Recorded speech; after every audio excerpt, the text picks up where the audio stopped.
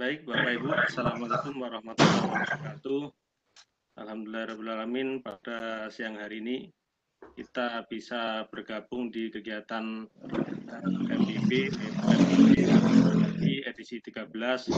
Pada kesempatan kali ini luar biasa Bapak Ibu, karena ada pakar dari PJJ, yaitu dari Tanoto Foundation yang bisa untuk mengisi agenda kita pada siang hari ini. Bapak Ibu, untuk kegiatan kita di sini saya menggantikan host Pak Didin, nanti akan saya pindahkan. Sebelum kegiatan ini kita lanjutkan, Bapak Ibu, saya akan menyampaikan aturan beberapa hal terkait dengan kegiatan kita pada siang hari ini. Salah satunya adalah Bapak Ibu nanti silakan untuk jika mau bertanya silakan nanti langsung boleh dengan raise hand atau dengan menuliskan pertanyaan di kolom chat. Bapak Ibu, untuk pada kesempatan kali ini sudah hadir Bapak pemateri kita, yaitu Bapak Saiful ya, Bapak Saiful dari Tanoto Foundation yang nanti akan memberikan penjelasan tentang pembelajaran jarak jauh menjadi kunci penting terlaksananya kegiatan belajar mengajar. Bapak Ibu, pada kesempatan siang hari ini dipandu oleh moderator kita yaitu Bapak Lukman. Untuk waktu selanjutnya kami serahkan kepada Bapak Lukman. Baik, terima kasih Pak Haryadi yang sudah membuka acara ini. Beliau sebagai host. Bapak Ibu yang berbahagia, perkenalkan saya Lukmanul Hakim MA dari Kemenang Kota Sukabumi yang akan menjadi moderator di kegiatan video conference pada siang hari ini di MBB ke-13, MBB ke-14 yang akan menampilkan pemateri yang kesempatan ini kita mulai saja kegiatan Pikon kita dengan sama-sama membaca basmalah. Bismillahirrahmanirrahim. Dan untuk kurikulum vitae Bapak Saiful Huda, nanti beliau sendiri yang akan menyampaikan dan memperkenalkan diri, karena di kesempatan siang hari ini kita sangat berbahagia sekali kedatangan beliau, dan langsung saja dengan segala hormat kepada Bapak Saiful Huda Sodik, kami persilahkan untuk menyampaikan pemaparan materinya, dan Bapak Ibu mohon disimak. Kurang lebih mungkin kita akan mendengarkan materi 60 menit ke depan, dan selanjutnya kita akan lanjutkan dengan tanya jawab. Kepada Bapak Saiful Huda, dengan segala hormat, saya persilahkan. Terima kasih Pak Lukmanul Hakim. Assalamualaikum warahmatullahi wabarakatuh. Waalaikumsalam warahmatullahi wabarakatuh. Selamat siang Bapak Ibu yang saya hormati. Terima kasih saya diberi kesempatan untuk bergabung dengan Bapak Ibu. Syukur kehadirat Allah Subhanahu wa Ta'ala atas perjumpaan kita yang berbahagia ini di forum yang saya kira sangat mulia, forum MGMP Biologi Madrasah Aliyah ya Pak Bu ya. Iya, Aliyah. Di tingkat Jawa Barat. Shalawat serta salam tetap kita curahkan banyak hanya Nabi Muhammad SAW. Bapak Ibu, saya ketika dihubungi oleh Pak Lalan melalui teman yang ada di Kemenak, saya sebenarnya juga sangat kesempatan saya untuk bisa berdiskusi dengan Bapak Ibu yang levelnya itu aliyah. Karena selama ini saya banyak berhubungan dengan SD dan SMP. Ini dua hal yang berbeda. Nah, ini kesempatan ini saya juga harus mengubah sedikit penekanan. Kalau di SD SMP itu, kalau kita ngobrol tentang pembelajaran jarak jauh, tekanan beratnya itu ada di soal kemandirian di dalam aspek siswa. Nah, ini agak terbalik dengan penekanannya itu otomatis sebenarnya kesiapan kita seorang guru kalau di tingkat aliyah. Jadi ada dua hal yang berbeda. Saya akan mencoba untuk share materi. Saya memulai dengan apa yang kita sebut dengan pembelajaran jarak jauh, saya lebih penekanan pada aspek yang untuk level aliyah. Bapak Ibu, kalau kita berbicara tentang pembelajaran jarak jauh, saya mau coba kira-kira apa yang selama ini Bapak Ibu pahami kalau kita mendengar istilah pembelajaran jarak jauh. Ya, jadi pembelajaran online mungkin Pak ya, menggunakan jaringan internet itu mungkin pemahaman kita sebagai guru ya, mengenai Ya. PJJ itu, barangkali itu.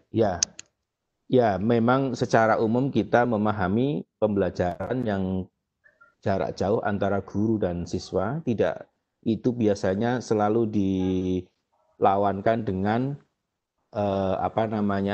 tatap muka. Nah, yang pasti saya ingin menekankan Bapak Ibu, meskipun tidak ada tatap muka, maka jangan lupa ada dua unsur yang paling penting dalam istilah itu. Yang satu yang disebut dengan pembelajaran, dengan berbagai pemahaman kita dan teori dan konsep tentang pembelajaran. Yang kedua tentang jarak jauhnya, dengan berbagai pengetahuan dan keterampilan kita untuk memilih dan menggunakan platform di dalam pelaksanaannya. Nah, saya ingin mulai lagi yang kedua. Ini ada dua gambar. Yang satu Kiai Haji Anwar Zahid Mubalik. Yang satu Krista Adayu SPD, guru SD. Kira-kira apa beda pembelajaran dengan pengajian? Ya, bedanya kalau pengajian itu kan dari konsep paparan materinya aja mungkin Pak ya, berbeda. Nah, ini kalau kita ngelihat dari salah benar ya Pak, ini soal pemahaman kita. Jadi kalau kita melihat dari pemahaman standar dari yang namanya proses pembelajaran, itu kita selama ini dikenalkan dalam konsepnya regulasi kita, proses pembelajaran diselenggarakan secara interaktif, inspiratif, menyenangkan, menantang, motivasi berstudi untuk berpartisipasi aktif, dan seterusnya. Dan yang perlu difahami bahwa paradigma pembelajaran yang kita pahami sampai hari ini sudah ada sedikit pergeseran, dan ini sejalan dengan potensi abad 21, keterampilan abad 21 yang memang kita rumuskan. Dari konsep diberitahu, siswa ini diberitahu, sekarang kita sudah tidak lagi, tapi siswa diberi jalan bagaimana dia bisa mencari tahu. Guru sebagai sumber utama sekarang sudah enggak lagi, tapi guru hanya satu dari sekian banyak sumber belajar. Terus kemudian tekstual ke pendekatan ilmiah, berbasis konten ke basis kompetensi, parsial ke heuristik, terpadu, jawaban tunggal kebenaran menjadi multidimensi, terus verbalisme menjadi keterampilan aplikatif. Ini secara tertulis ini bagian dari ranah dari kurikulum kita memang seperti itu. Nah, hal lain yang perlu selanjutnya yang perlu kita pahami, ini yang juga nanti saya berharap ketika kita berbicara tentang pembelajaran jarak jauh, maka jangan lupa kita tetap berpegangan pada ini. Kalau kita pahami pembelajaran itu seperti itu, maka bagaimana unsur pembelajaran aktif itu muncul di kelas, entah kelas tatap muka maupun kelas virtual. Nah, mungkin kita akan lihat, misalnya selama ini mungkin ada foto seperti ini.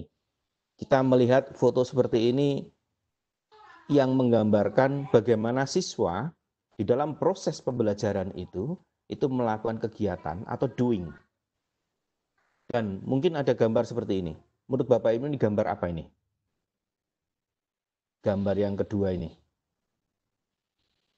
Ini selain melakukan kegiatan atau doing bahasa Inggrisnya, itu juga siswa kita dorong yang disebut dengan mengamati atau observing, yang kemudian dalam kita kenal, kita bingkai yang doing dan observing ini itu bagian dari mengalami. Jadi siswa kita dorong bisa mengalami di dalam proses pembelajaran itu atas materi pembelajaran yang sedang kita kembangkan. Kalau di dalam Tanoto, bagian dari siswa melakukan atau mengamati, doing atau observing ini, kita kenal istilahnya dengan mengalami, itu kita ringkas dengan ambil bagian depannya, namanya M. Lalu kemudian, yang bagian penting, kita kadang melihat di kelas foto seperti ini, 3 siswa atau 2 atau lebih, itu lalu ada proses tanya jawab, proses bertanya, proses konfirmasi, bahkan berdiskusi, bahkan saling tolong-menolong untuk mengerjakan sesuatu. Itu yang kita lihat bagian penting yang disebut dengan interaksi. Proses pertukaran gagasan antar 2 orang atau lebih. Atau kegiatan yang juga seperti ini. Ini banyak kita lakukan. Ini yang kita sebut dengan komunikasi atau proses menyampaikan gagasan, pikiran, atau perasaan oleh seseorang kepada orang lain. Nah, kita sudah mendapatkan 3 unsur penting dalam pembelajaran. Yang satu, mengalami, siswa mengalami dengan doing dan observing. Lalu ada proses interaksi di antara siswa. Terus kemudian juga ada proses komunikasi, gagasan ke orang lain oleh siswa. Lalu kemudian yang bagian terakhir, refleksi, proses memikirkan makna dari belajar yang dialami, baik yang terkait materi yang dipelajari maupun pengalaman belajarnya. Hal ini dapat dipicu dengan pertanyaan-pertanyaan. Apa yang saya pelajari hari ini? Apa manfaat dari yang saya pelajari hari ini? Bagaimana proses belajar saya tadi? Apalagi yang perlu dipelajari? Dan seterusnya, yang kalau di dalam Tanoto kita rumuskan menjadi sederhana untuk memudahkan dihafalkan, itu yang disebut dengan mikir.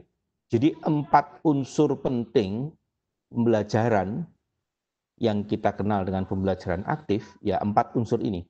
Mengalami, interaksi, komunikasi, dan refleksi. Ini yang secara konsepsi kita harus pegangin terus. Secara teori ini yang kalau misalnya pengajian model Pak Kiai Anwar Zahid itu bisa bagian dari passive learning misalnya, di mana ada proses hanya penerimaan informasi dan gagasan. Kalau bahasa filosofinya itu pembelajaran hanya transfer knowledge. Sementara yang active learning diasumsikan ada 3 utama, ada mengalami, pengalaman langsung oleh siswa dengan melakukan maupun melakukan observasi, lalu ada dialog di dalamnya, baik dialog diri sendiri maupun dengan yang lain, interaksi dan komunikasi, lalu juga ada proses refleksi.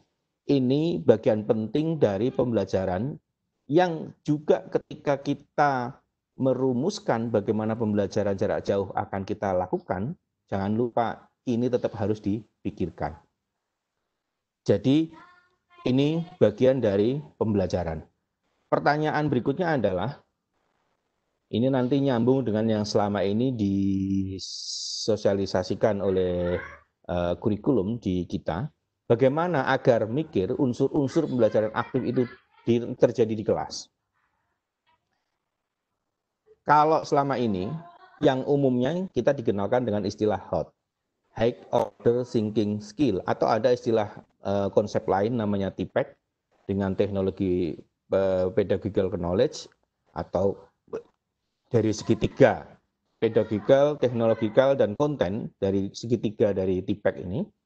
Nah, pertanyaan berikutnya adalah bagaimana mikir terjadi di kelas.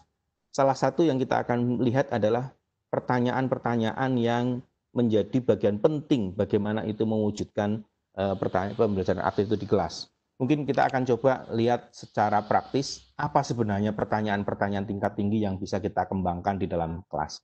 Pertama, mungkin Bapak Ibu bisa melihat di layar sengaja saya tampilkan 2 jenis pertanyaan yang sebelah kiri dan kanan yang mungkin karakteristiknya sangat berbeda. Sebelah kiri, apa warna jeruk ini? Apa bentuk jeruk ini? Yang kanan, apakah jumlah pasi ketiga jeruk ini sama? yang sebelah kanan lagi, apakah semakin besar jeruk semakin banyak jumlah pasinya? Kira-kira apa perbedaan karakteristik antara yang kiri dan kanan dari pertanyaan-pertanyaan yang ada di slide? Betul. Jadi pertanyaan yang kiri itu cenderung bahkan tidak mendorong siswa untuk melakukan kegiatan terlebih dahulu untuk mendapatkan jawabannya. Hanya dengan melihat sekilas saja sudah bisa menjawab. Sementara yang sebelah kanan untuk mendapatkan jawaban, maka siswa itu harus melakukan kegiatan tertentu sehingga mendapatkan jawabannya. Ini yang kita kenal dengan istilah pertanyaan produktif. Pertanyaan yang kita ajukan kepada siswa, maka siswa harus beraktivitas memproduksi aktivitas mereka sehingga menemukan jawaban atas pertanyaan itu.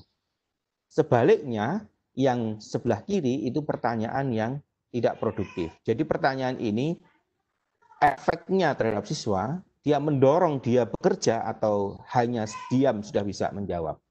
Kalau secara konsepsi ini bisa menjadi pertanyaan hanya hafalan atau pertanyaan bagaimana dia membuktikan jawabannya itu benar atau apa namanya iya atau jawabannya bisa benar. Terus yang pertanyaan kedua, apa juga karakteristik yang pertanyaan yang sebelah kiri dan kanan? Misalnya ada gambar di sebelah kiri, lalu sebelah kiri ada pertanyaan, di mana perempuan itu duduk? Apa yang ia duduki? Yang sebelah kanan, apa yang sedang ia pikirkan? Apa yang ia lakukan? Oke, saya kira akan jelas perbedaannya antara pertanyaan yang sebelah kiri dan sebelah kanan. Yang kiri itu pertanyaan yang kalau kita ajukan kepada siswa, itu jawabannya langsung terlihat pada gambar. Sementara pertanyaan yang kanan, untuk menjawabnya, siswa harus membangun imajinasi, sehingga dia bisa menjawab. Nah, pertanyaan yang sifatnya dari gambar saja siswa sudah bisa menjawab, itu pertanyaan yang sifatnya faktual. Sementara pertanyaan yang ketika menjawab itu harus berimajinasi, itu disebut dengan pertanyaan imajinatif. Ini agak sedikit berbeda dengan yang pertama, yang produktif, yang ini imajinatif. Yang ketiga, ada pertanyaan juga yang sama antara yang kiri dan kanan. Yang sebelah kiri, berapa keliling persegi panjang ini? Berapa luas persegi panjang ini? Sementara yang kanan, berapa saja ukuran persegi panjang yang kelilingnya sama dengan keliling persegi panjang ini? Pertanyaan yang kedua, berapa saja ukuran persegi panjang yang luasnya sama dengan luas persegi panjang ini? Nah, pertanyaan yang sebelah kiri, ini hanya pertanyaan yang ada satu jawaban benar. Sementara yang kanan, atau yang kita sebut dengan pertanyaan tertutup, sementara pertanyaan yang kanan itu cenderung lebih dari satu jawaban benar. Atau yang kita sebut dengan pertanyaan terbuka. Jadi, ada pertanyaan produktif, ada pertanyaan imajinatif, lalu juga ada pertanyaan terbuka. Nah, yang keempat, ada pertanyaan yang contoh dalam layar. Berapa kurs rupiah pada bulan Februari ini? Jadi ketika melihat saja sudah bisa kelihatan. Pada bulan berapa kurs rupiah mengalami penurunan yang sangat tajam? Sementara yang dua, mengapa kurs rupiah pada bulan Juli mengalami penurunan yang sangat tajam? Bagaimana kurs rupiah pada akhir tahun 2018?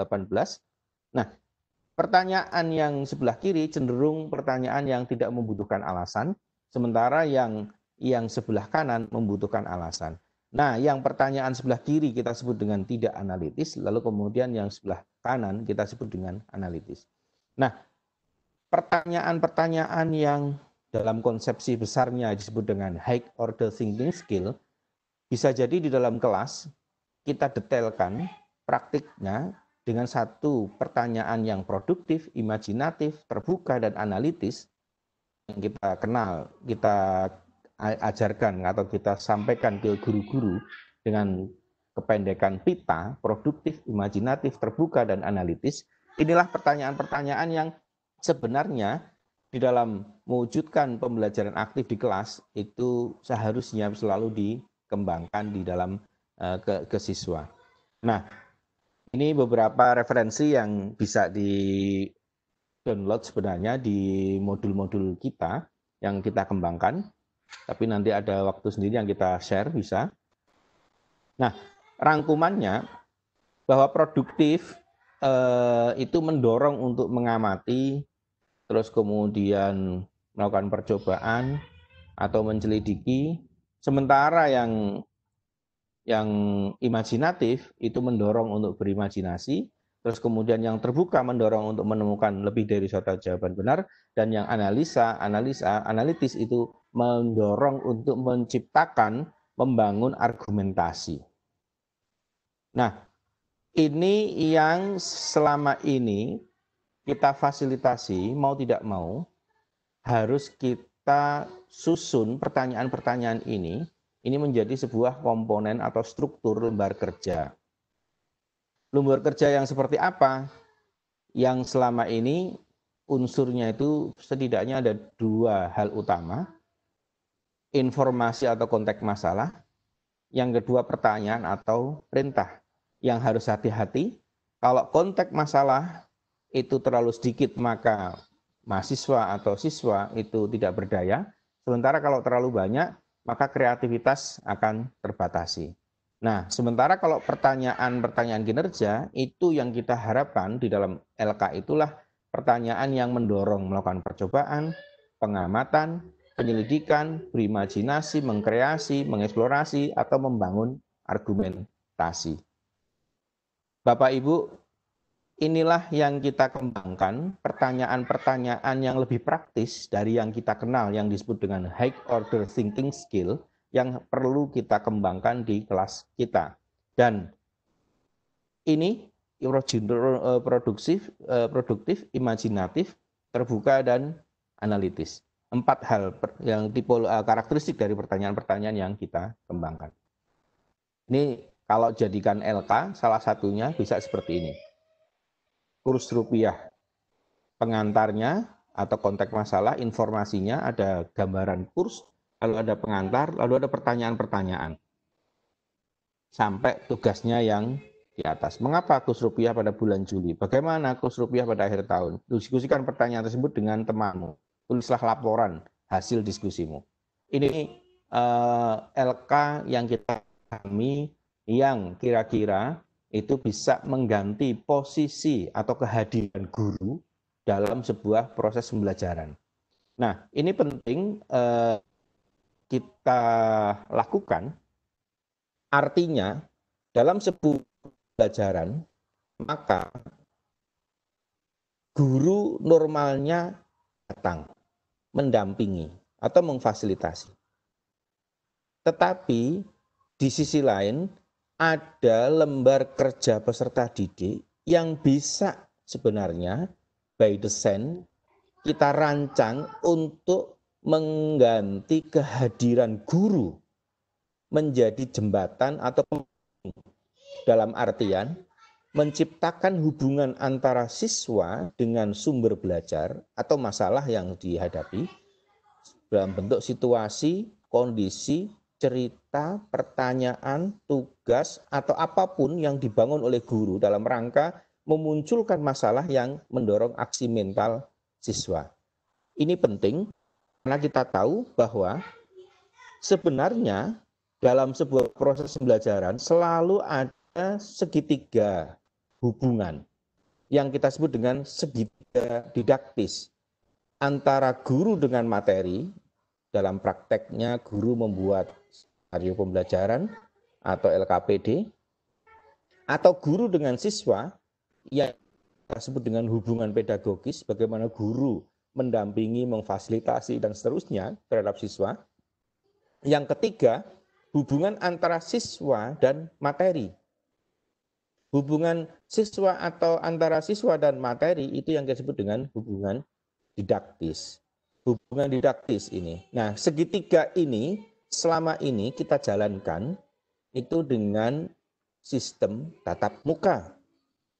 Tiba-tiba kita semuanya harus dihadapkan pada pandemi dan tatap mukanya itu harus ditinggalkan, diganti dengan jarak jauh.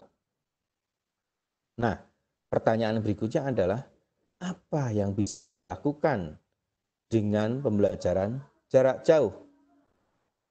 Pasti yang harus kita lakukan adalah bagaimana mengadaptasikan hubungan guru dengan materi, hubungan guru dengan siswa, dan hubungan siswa dengan materi yang kemarin tatap muka sekarang harus menjadi jarak jauh.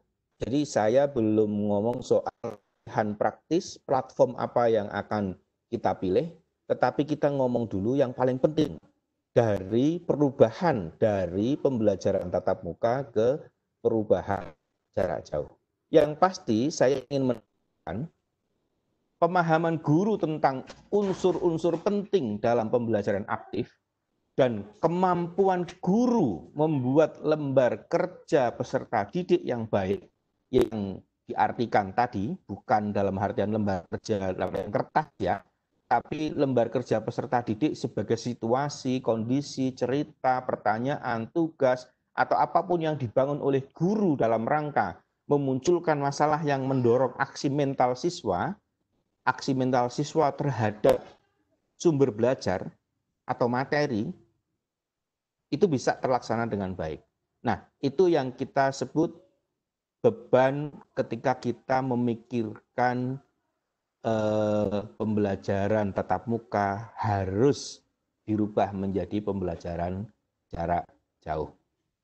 Sampai di sini, ini bagian pertama sebelum saya mengajak Bapak Ibu untuk berdiskusi tentang apa itu yang disebut dengan jarak jauh. Sampai di sini mungkin Pak Lukman, mungkin ada yang ingin kita diskusikan, Pak Lukman. Baik, barangkali untuk pembelajaran jarak jauh ini perlu respon dari Bapak Ibu sesuai dengan pengalaman selama ini Bapak Ibu melaksanakan PJJ. Kami persilahkan Bapak Ibu untuk bisa menanggapi di kolom chat dengan ditujukan ke panelis. Barangkali tanggapan ya seperti apa yang Bapak Ibu, baik itu hambatan ataupun masalah di lapangan. Silakan Bapak Ibu, atau mau resen silakan, langsung saja resen. Kami akan bukakan untuk nanya pertama. Silakan.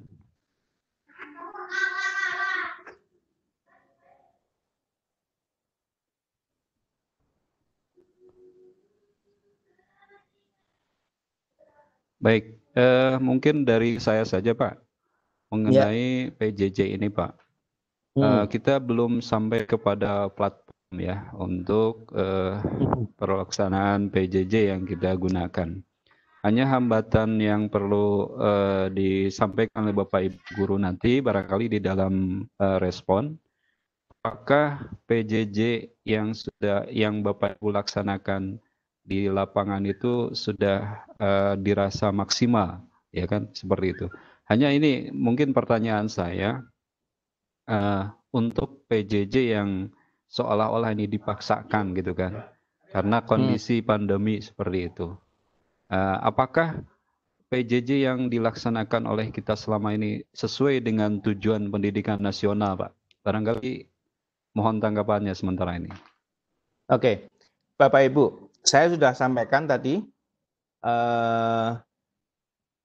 apa yang disampaikan oleh Pak Lukman itu betul, banyak juga dirasakan oleh Bapak Ibu Guru, termasuk apa yang selama ini juga saya dengar dari Bapak Ibu Guru di sekolah.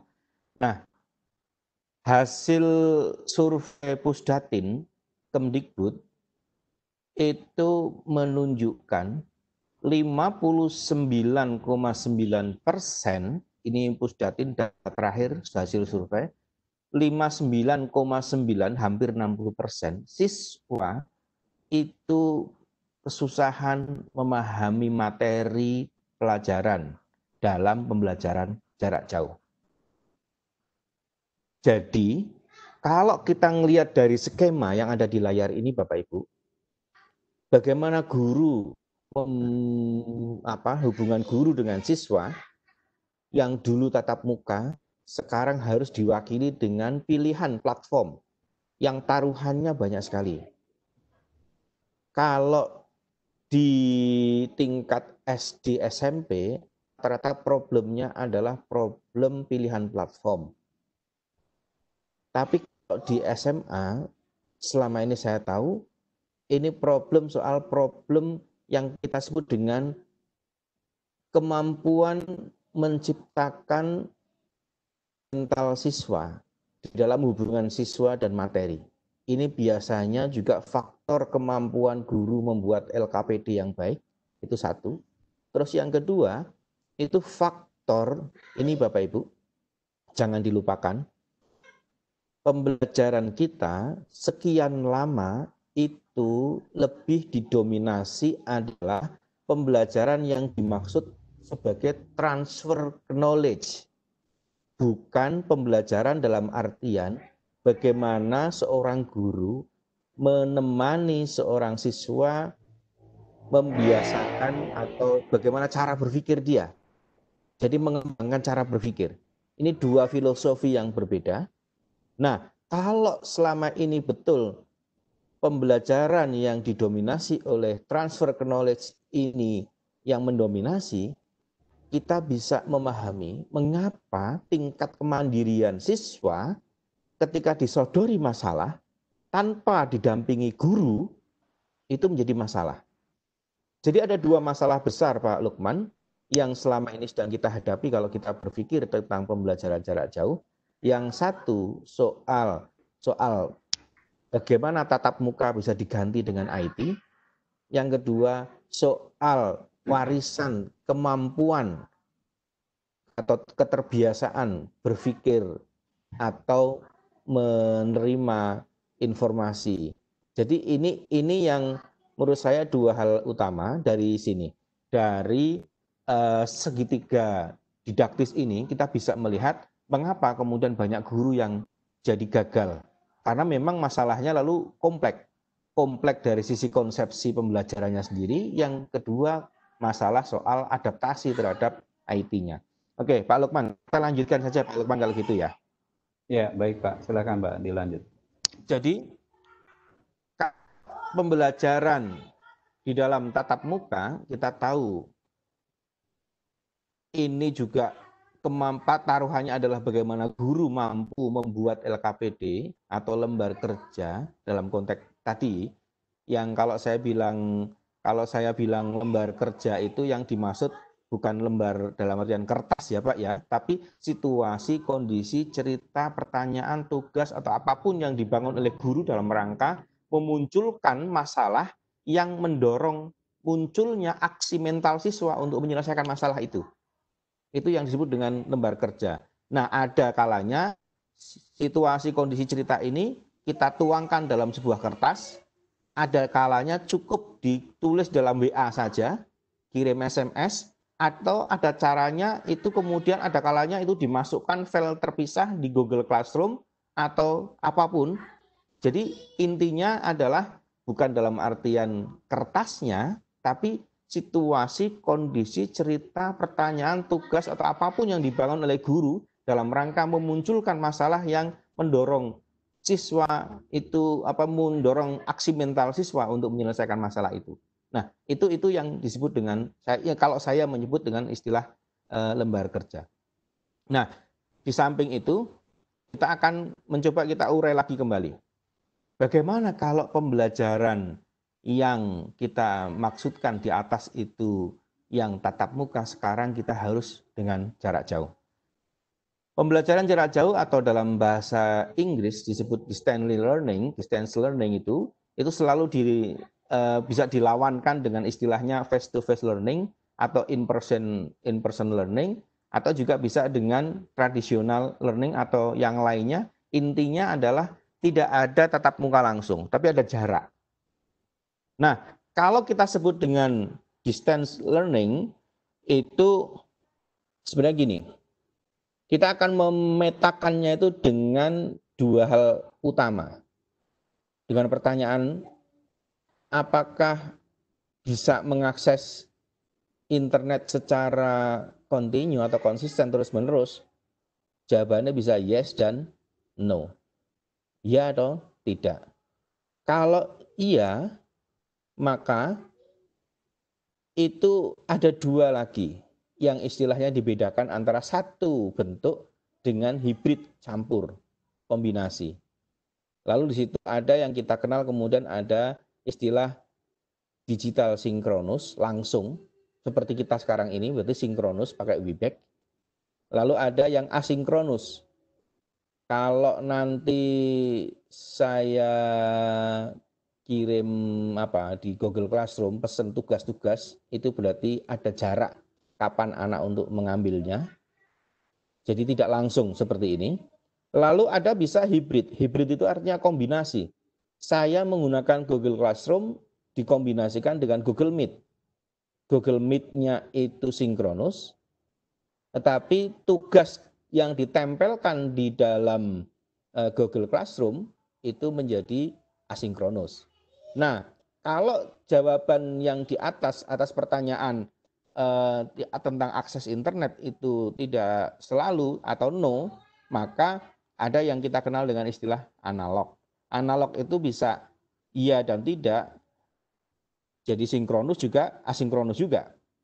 Misalnya saya kirim SMS, itu juga analog, tapi ya bisa nyampe, tetapi ya hanya pesan saja. Nah, sementara kalau saya kirim dalam bentuk hard copy, kita kirim langsung, itu juga bisa masuk sini sebenarnya, sama seperti SMS sebenarnya statusnya. Cuman ini masuk dalam kategori analog. Oke, ini kalau ingin memperdalam tentang bagaimana IT dalam pembelajaran, ini kita kira petanya seperti ini. Tapi kalau yang paling praktis sebenarnya kita membedakannya segini, karena kita tidak akan menjadi ahli untuk IT ya, tapi kita ingin punya pemahaman utuh tentang dunia IT yang mendukung pembelajaran. Nah, lalu kalau itu maka kita akan membedakannya dalam 4 hal utama. Jadi hampir semua platform atau aplikasi yang ada, kalau kita kategorikan, itu bisa dalam pembelajaran online, pertemuan online, alat penilaian online, atau sumber belajar online.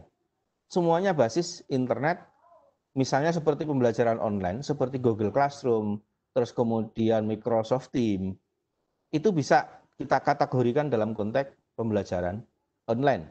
Lalu kemudian pertemuan online seperti Webex, Zoom, Jitsi, Google Meet, itu sebenarnya fasilitas yang memang itu kita kategorikan dalam konteks pertemuan online. Nah, ada juga platform-platform yang sebenarnya dalam konteks kepentingan kita di dalam pembelajaran, fungsinya bisa mensupport untuk alat penilaian online. Seperti Google Form, itu sangat cocok untuk menunjang atau fungsinya itu bisa mendukung kepentingan di dalam penilaian online atau penilaian yang untuk pembelajaran kita ya. Terus yang kedua ada sumber belajar online seperti Wikipedia atau apa yang kita sediakan seperti sekarang rumah belajarnya Diknas ya. Itu kementerian itu juga banyak yang kita bisa akses. Seperti panduan haji yang Kemenak itu juga sumber belajar online. Masuk kategori itu. Nah, 4 kategori ini bisa juga berdiri sendiri, bisa juga istilah tadi di atas itu soal hibrid, kombinasi. Bagaimana pertemuan online dikombinasikan dengan pembelajaran online dan bagaimana alat penilaian online dan sumber belajar online bisa dikombinasikan. Misalnya, kita ambil satu aja yang paling sederhana, WA. Kita lihat, fasilitas WA itu apa sih? Kirim gambar, kirim video, nge-link ke Google Form untuk penilaian, juga nge-link ke YouTube untuk sumber pembelajaran. Semuanya bisa. Lalu tugasnya bagaimana? Pertanyaan yang untuk mendorong anak bekerja gimana? ya di teks di dalam WA-nya itu sendiri. Untuk menunjang kerja kelompok, kita punya di WA juga bisa digunakan untuk video conference atau video call ya, yang sampai 8 orang bisa tergabung ada di situ. Nah, artinya sebenarnya dengan satu platform, kalau kita paham betul tentang keharusan kita, pembelajaran itu unsurnya apa, LKPD-nya yang baik itu seperti apa, sebenarnya satu platform sebenarnya kita bisa memaksimalkan fungsinya ini. Nah, itu bagian dari yang mengapa saya ingin ketika membahas tentang pembelajaran jarak jauh, jangan lupa saya harus merefresh dulu tentang apa yang disebut dengan pembelajaran aktif dan bagaimana mewujudkan pembelajaran aktif itu di dalam kelas, yaitu dengan LKPD dalam konsep segitiga didaktis tadi itu. Nah, ini kalau soal ini nanti kita panduan platform ini sudah ada. Nanti saya bisa kopikan ini di chat ya, setelah ini bisa diakses oleh Bapak Ibu. Nah, pembelajaran jarak jauh jangan dilupakan, itu yang juga pembelajaran yang bagian terakhir ini kadang ditinggalkan oleh Bapak Ibu guru ini. Meskipun belakangan ada guru berkunjung itu sudah mulai banyak. Kalau ada pembelajaran daring, pembelajaran dalam jaringan pakai internet, tapi juga harus dipikirkan pembelajaran di luar jaringan. Artinya, kalau untuk mewujudkan pembelajaran jarak jauh secara daring, itu banyak faktor untuk mewujudkannya. Sementara peserta didik kita, kadang koneksi internet susah, HP tidak punya, dan seterusnya. Maka pertanyaannya, kan mau tidak mau ini harus pakai luring nih kalau sudah nggak bisa daring. Pertanyaan kita kan sebagai guru, bagaimana agar PJJ daring, sinkronus maupun asinkronus yang dilaksanakan juga dapat dilaksanakan dengan secara luring. Karena tidak ada jaringan maupun tidak ada internet. Nah, kalau seperti ini, maka kemampuan guru membuat LKPD itu sangat menentukan. Misalnya, sudah dibuat LKPD yang baik. LKPD yang baik itu yang saya sampaikan tadi ya, guru memahami betul materinya di mana, lalu dia menciptakan sesuatu, situasi, cerita, pertanyaan, tugas, atau apapun yang memungkinkan mendorong munculnya aksi mental siswa ini, lalu kemudian dia tuangkan dalam kertas, andaikan misalnya ini yang terjadi di NTT, itu kertas lembar kerja peserta didik ini dikirim pakai pos. Lalu di situ panduannya udah lengkap apa yang dikerjakan oleh siswa, lalu siswa mengerjakannya dan dikirim lagi dengan pos lagi. Nah, ini juga pembelajaran jarak jauh, tetapi luring, di luar jaringan. Nah, ini yang saya sebutkan bagian dari pembelajaran jarak jauh yang juga harus kita pikirkan dan tidak boleh ditinggalkan. Ini soal keadilan pelayanan pembelajaran ya. Jadi tidak hanya daring saja yang dilayani, tapi luringnya juga harus kita pikirkan. Nah, atas daring dan luring ini, kita kembali ke konsep awal bahwa ternyata kemampuan guru menyiapkan apa yang disebut dengan LKPD itu, lembar kerja peserta didik itu menjadi sangat menentukan. Nah, kalau kita sudah seperti itu, maka jangan lupa setelah memilih platform tertentu, manajemen kelas jarak jauhnya juga menjadi berbeda dengan manajemen kelas tatap muka. Secara urutan mungkin sama, bagaimana sebelum, saat, dan sesudah pengelolaan kelas itu dilakukan, tetapi detail dari yang dilaksanakan, termasuk bagaimana mengkondisikan, mengaktifkan, dan memberikan umpan baliknya, itu juga menjadi berbeda. Ini yang bagian dari yang harus kita latih terus-menerus, karena apapun yang terjadi, pembelajaran jarak jauh itu bebannya bagi guru, apalagi kita merujuk ke studi segitiga didaktis di atas itu menjadi berat. Di samping soal kemampuan dan kemauan guru untuk mengadaptasi diri, mengupgrade diri, yang kemarin IT-nya pas-pasan, sekarang mau tidak mau harus belajar duluan. Ini juga menjadi syarat mutlak. Kalau toh terpaksa dengan hanya bertahan dengan WA, kan juga harus di-upgrade bagaimana kemampuan membuat link yang alamat linknya dikirim ke WA.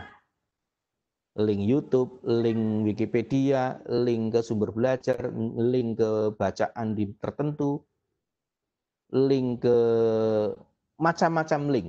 Itu juga harus belajar. Juga link bagaimana membuat Google Form aspek penilaian. Nah, atau ada quizzes. Quizzes itu juga game yang bisa kita gunakan untuk bagian dari penilaian. Saya kira itu, Pak. Jadi sebenarnya dari apa yang kita rasakan, memang kita tetap selain memperkuat dari sisi kemampuan pedagogis kita, termasuk penguatan metodologi pembelajaran kita di tatap muka ataupun jarak jauh, itu ya sama, tetapi tambah berat karena resiko pembelajaran jauh itu memang lebih tinggi bagi guru bebannya dibanding pembelajaran tatap muka. Karena ini saya kira juga yang mendasari kebijakan di Kemendikbud maupun di Kemenak. Saya tahu kemarin saya dikirimi surat edaran dari Dirjen Madrasah soal kurikulum dan proses pembelajaran di masa panduan di masa pandemik. Itu juga saya kira karena memang didasari bahwa beban guru pasti akan lebih berat. Tidak hanya soal menjaga bahwa pembelajaran itu menjadi ideal ditambah soal kemampuan mengembangkan IT dalam pemanfaatan di pembelajaran itu. Saya kira itu sebagai pemantik diskusi kita, Pak. Selanjutnya kita bisa diskusi. Terima kasih. Baik, terima kasih kepada Pak Saiful Huda yang sudah menyampaikan paparannya yang begitu jelas mengenai PJJ ini ya, pembelajaran jarak jauh.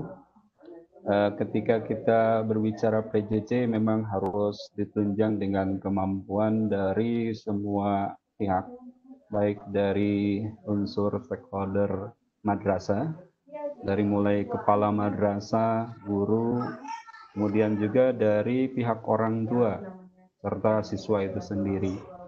Demikian paparan yang cukup jelas. Kita lanjutkan dengan diskusi. Bagi Bapak Ibu yang ingin mengajukan pertanyaan, silakan Bapak Ibu bisa raise hand, ya. Kemudian nanti kita akan berikan kesempatan untuk bertanya. Pak Haryadi, ini ada Pak Saleh ya, Pak Saleh Lebe Haria. Boleh dibuka ya, di unmute. Halo, Assalamualaikum Pak Saleh. Silakan Bapak mengajukan pertanyaannya Pak langsung. Terima kasih Pak atas kesempatan yang diberikan kepada saya Pak. Pak, tadi yang terkait yang awal tadi Pak. Untuk pertanyaan Pak, ada imajinatif, terus ada produktif Pak. Yang ingin saya tanyakan Pak di sini, kira-kira Pak untuk pertanyaan-pertanyaan ini, kalau kita terapkan pada siswa kelas 1 SD Pak, kira-kira yang mana yang bagus Pak? Apakah harus semuanya dia masuk? Baik. Oke. Cukup Pak. Ya, silakan langsung aja Pak Saiful ditanggapi Pak. Pak Soleh, terima kasih. Meskipun saya tadi agak terputus-putus, semoga saya tidak salah tangkap ya Pak. Jadi soal karakteristik atau pertanyaan-pertanyaan yang di dalam kita rumuskan menjadi pita, produktif, imajinatif, terbuka, dan analitis, itu sebenarnya semua jenjang bisa. tetapi memang terkait dengan konten. Dan yang kedua, karakteristik mapel. Ini tadi yang soal pertanyaan terbuka misalnya, selama ini dianggap itu seperti didominasi oleh matematika. Misalnya, kan gini, di SD selama ini misalnya tentang numerik, saya tentang guru-guru di SD kelas awal ya, nanti pasti akan berbeda kalau yang di tingkat aliyah. Misalnya gini, umumnya kita setelah meminta anak menghafalkan 1 sampai 10, lalu kita bertanya, kalau 2 tambah 2 berapa ya? Kan begitu kan? Umumnya seperti itu. Itu kan pertanyaan tertutup. Hanya ada satu jawaban benar. Oh, 4. Nah, kalau terbuka itu kan berarti kan dibalik. Kamu kan orang butuh jeruk 4. Ini kalau gimana ya caranya biar jeruknya dapat 4 itu harus berapa tambah berapa, misalnya seperti itu. Kan ada bisa 1 tambah 3, bisa 2 tambah 2, berarti jawaban benarnya kan lebih dari 1. Nah, itu bisa dengan model permainan, kelereng. Ada kelereng 10 nih, ya kan? Dihitung, ini 1 kelereng, 2, 3, sampai kelereng yang ke-10. Oke, kita coba deh. Ini kalau kelerengnya 10, ada tambahan berapa tambah berapa ya biar jumlahnya jadi 10. Dia pakai main kelereng sendiri. Jadi ini soal pertanyaan yang terbuka dan tertutup. Dan tetapi itu bisa juga untuk IPS. IPS itu juga bisa. Apa sih faktor-faktor yang membuat inflasi itu? Dia akan menemukan jawaban benar lebih dari 1. Menganalisis mengapa inflasi itu terjadi. Mengapa perlintasan kereta itu sering sekali terjadi kecelakaan? Nah, ini pertanyaan yang terbuka memang. Dan tidak hanya didominasi oleh matematika. Nah, pertanyaan-pertanyaan ini imajinatif, terbuka, analitis, terus kemudian produktif, ini yang seharusnya menjadi andalan kita ketika juga menyusun skenario pembelajaran jarak jauh. Karena pertanyaan itu, kalau dilengkapi dengan panduan kerjanya yang baik, dengan asumsi gini Pak, saya harus menyiapkan situasi di mana anak-anak itu bisa mengerjakan atau menyelesaikan masalah tanpa saya di sampingnya. Maka apa yang harus saya siapkan? Mau tidak mau yang harus saya siapkan adalah lembar kerjanya. Kalau saya menginginkan anak-anak itu bisa mengambil mangga dengan ketinggian 7 meter, sementara saya sangat yakin anak-anak itu ketinggiannya hanya 2 meter, saya membutuhkan tambahan 5 meter. Sehingga anak-anak bisa mengambil mangga yang 7 meter. Tangga 5 meter itu gimana caranya? Oke, untuk bisa memahami masalah, anak-anak harus dikasih bacaan. Oke, kasihkan kita link. Misalnya contoh, biar anak bisa memandikan jenazah, gimana caranya? Ini ketinggian 7-nya memandikan jenazah. Oke, kalau begitu kita kasih bacaan. Apa saja sih syarat atau yang penting atau syarat atau di dalam memandikan jenazah itu apa lagi? Yang kedua, tata caranya gimana? Kasih bacaan. Kalau perlu kasih video contoh bagaimana memandikan. Lalu kalau kita sudah yakin memberi tangga sehingga anak-anak mampu bisa mengerjakan tugas yang kita lakukan, maka oke, kalau kalian sudah yakin, sekarang dipraktekkan, simulasikan, dan di video untuk dikirim ke kita. Kan seperti itu. Nah, jadi lembar kerja itu menjadi penentu bagaimana seorang guru ibaratnya itu tidak bisa mendampingi anak karena jarak jauh, itu bisa merasa yakin gurunya, anak-anak akan bisa mengerjakan. Modalnya apa? Modalnya adalah lembar kerja. Lembar kerja itu apa? Informasi atau konteks masalah, atau cerita, atau sumber bacaan, atau apapun, video, atau apapun, baru dikasih perintah atau pertanyaan atau tugas yang mengarahkan anak-anak mampu mencapai kompetensi. Itu lembar kerja. Saya, Pak, ini berhubungan dengan banyak guru, karena posisi saya di Tanoto sebagai teacher and training spesialis, tapi saya juga di rumah ada anak SD kelas 6. Saya juga pusing. Selalu, ini gimana maksudnya ya? Ini kalau orang tuanya bukan saya, ini mesti bingung ini mau jawabnya. Nah, kalau saya gampang. Nak, apa yang mau cari? Ini pokok pikiran di bahasa Indonesia. Coba kamu bisa pakai mencari, pakai voice, Google Voice coba. Pokok pikiran adalah, lalu anak saya ngambil HP-nya, lalu pokok pikiran adalah, dia mencari. Terus dia konfirmasi ke saya, ya kok pokok pikiran itu kok maksudnya ini ya, di dalam satu alinea ada paragraf anak dan sebagainya. Oke, berarti gitu. Berarti yang dimaksud gimana? Ya, terus gimana caranya mencari ya? Coba di suara lagi Pak Suara. Cara praktis menemukan pokok pikiran pakai Google Voice. Ketemu jawaban. Nah, ini yang seperti ini kan guru harus menyadari. Oke, berarti ini kan dia menginginkan anaknya mengambil mangga tingginya 7, dia sadar anaknya tingginya 1 meter, tapi dikasih tangga itu hanya 5 meter, jadi kurang 1 meter. 1 meter ini siapa wong gurunya nggak di sampingnya? Ya berarti orang tua atau orang dewasa yang ada di sampingnya yang akan menjadi membantu. Nah, itu yang memang harus kita pikirkan dari awal ketika nyusun skenario pembelajaran jarak jauh, kita harus menyadari itu.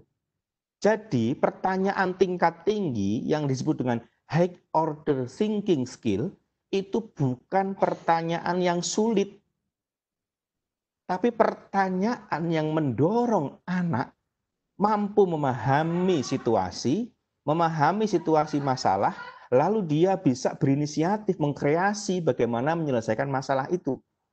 Itu adalah pertanyaan yang dimaksud dengan high order thinking skill. Jadi bukan pertanyaan yang sulit yang kemudian tidak bisa dijawab atau menjawabnya harus buka kamus, bukan seperti itu. Nah, itu yang memang Pak Soleh, saya kembali mengatakan pertanyaan tingkat tinggi yang prakteknya di kelas bisa menjadi pertanyaan produktif, pertanyaan imajinatif, pertanyaan terbuka, atau pertanyaan analitis, itu sebenarnya bisa dilakukan, tetapi dengan levelnya dan konten atau materi masalah yang berbeda-beda dari tingkat levelnya, baik SD, SMP, maupun aliyah. Saya kira itu, Pak. Terima kasih Pak Saiful yang sudah menyampaikan jawabannya dari pertanyaan Pak Soleh tadi. Silakan Bapak Ibu, ada lagi yang mengajukan pertanyaan? Langsung saja bisa raise hand. Saya tutup share saya aja Pak Lukman ya. Oh iya, baik Pak. Baik, silakan. Ada satu pertanyaan dari Pak Teguh S ya.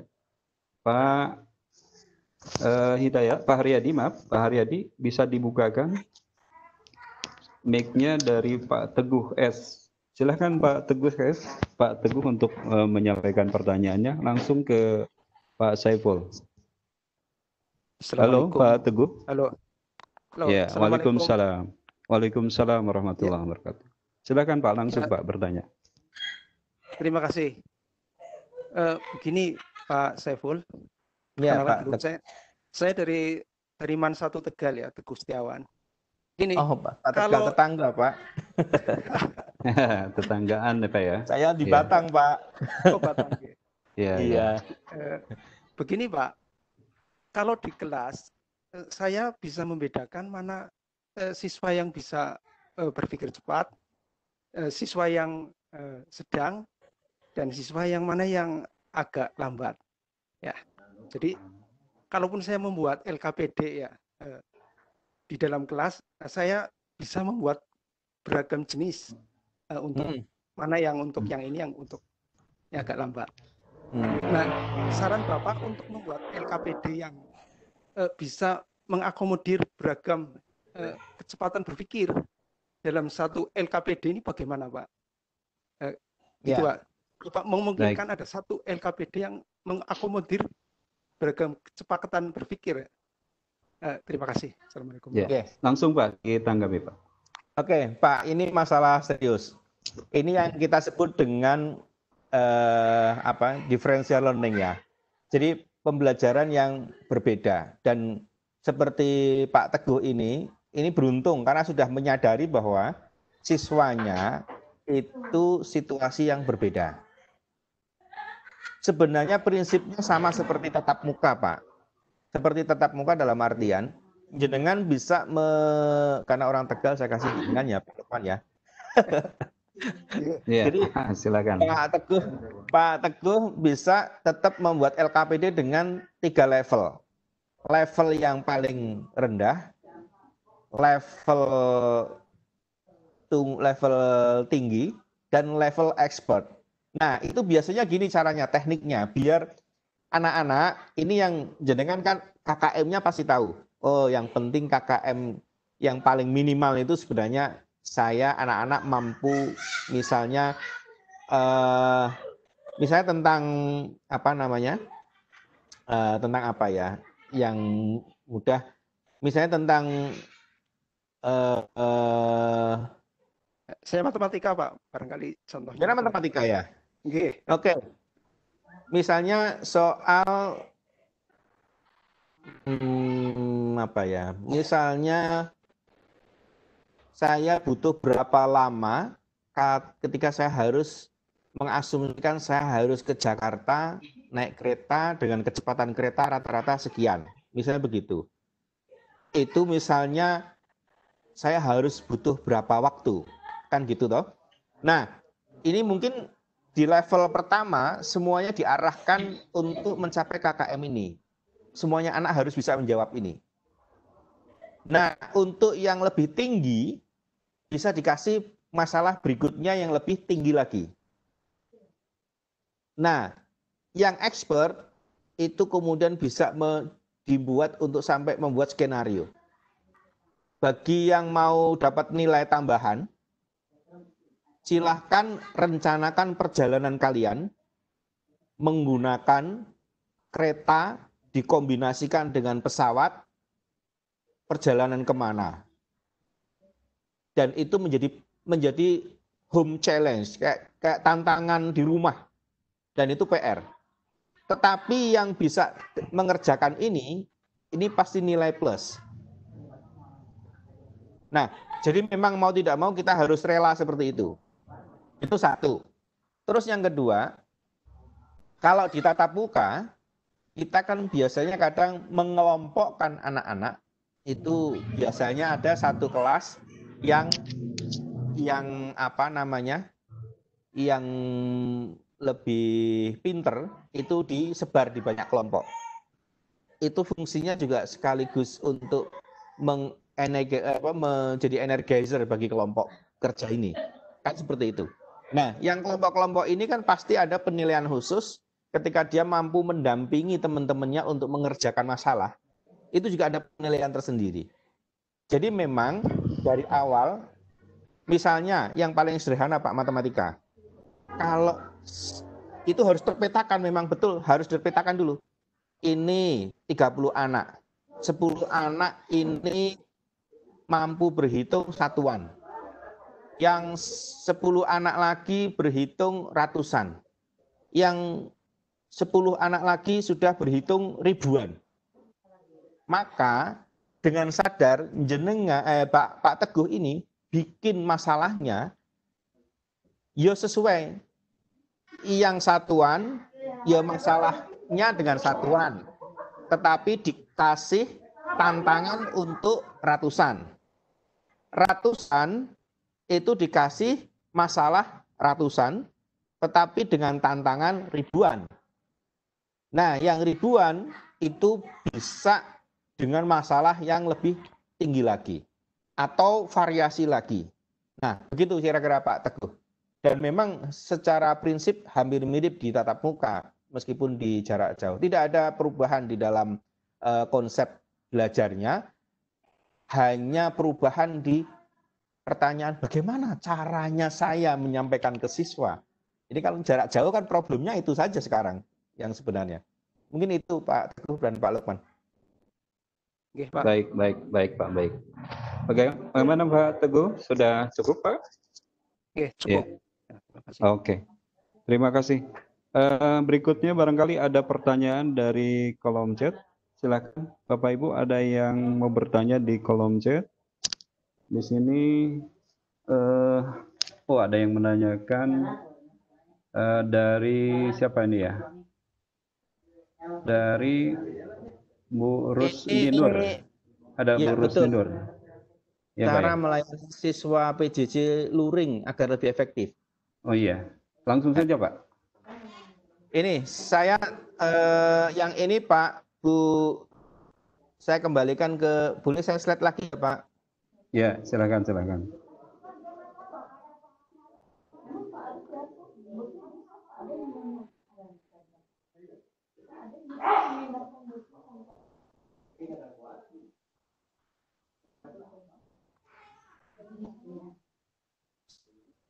Sini, Bu Rus, betul ya, Bu Rusinur ya? Ya, Rusninur.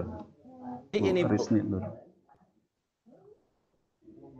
luring artinya kita bisa ketemu dengan anak-anak secara langsung, tetapi sebenarnya kita sebagai guru butuh untuk menciptakan situasi, kondisi, cerita, pertanyaan, tugas, atau apapun agar siswa ini itu bisa menyelesaikan masalah yang kita sodorkan. Nah, itu otomatis secara teknis LKPD ini bisa menjadi seperti ini. Misalnya contoh seperti ini. Ini bacaan tentang kurs rupiah. Lalu ada sedikit pengantar. Grafik di atas menunjukkan melemahnya kurs rupiah terhadap dolar Amerika, bla bla bla bla. Ada 6 faktor yang bisa mempengaruhi kurs mata uang suatu negara, yaitu perbedaan tingkat inflasi dan bla bla bla. Terus dikasih pertanyaan, mengapa kurs rupiah pada bulan Juli mengalami penurunan yang sangat tajam? Dia akan melihat grafik itu. Dan dia akan mencari bacaan yang lain. Apa yang terjadi di bulan Juli? Bagaimana kurs rupiah pada akhir tahun? Dia juga akan memprediksi. Kalau situasi seperti ini, kira-kira akhir tahun akan menjadi seperti apa? Diskusilah pertanyaan tersebut dengan temanmu. Ini pertama. Ini soal LKPD. LKPD yang mau tidak mau pertanyaan Bu Rusinur menjadi andalan utama ketika guru tidak hadir di samping siswa. LKPD ini harus dipikirkan bagaimana dia bisa menjadi pengganti saya yang tidak hadir di samping siswa.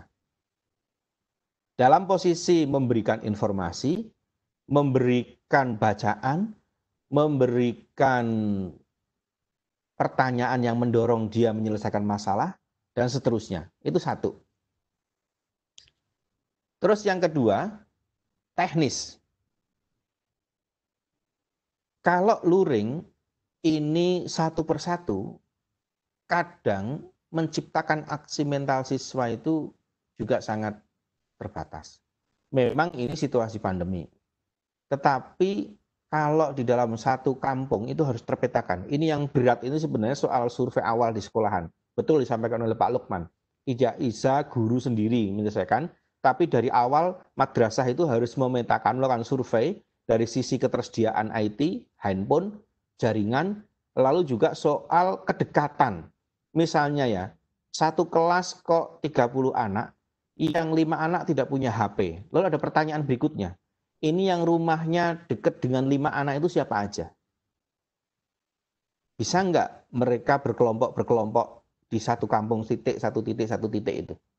Bisa 3 anak, 5 anak dalam satu kampung dan sebagainya, yang berdekatan. Ibaratnya itu klaster per pos ronda, ibaratnya seperti itulah.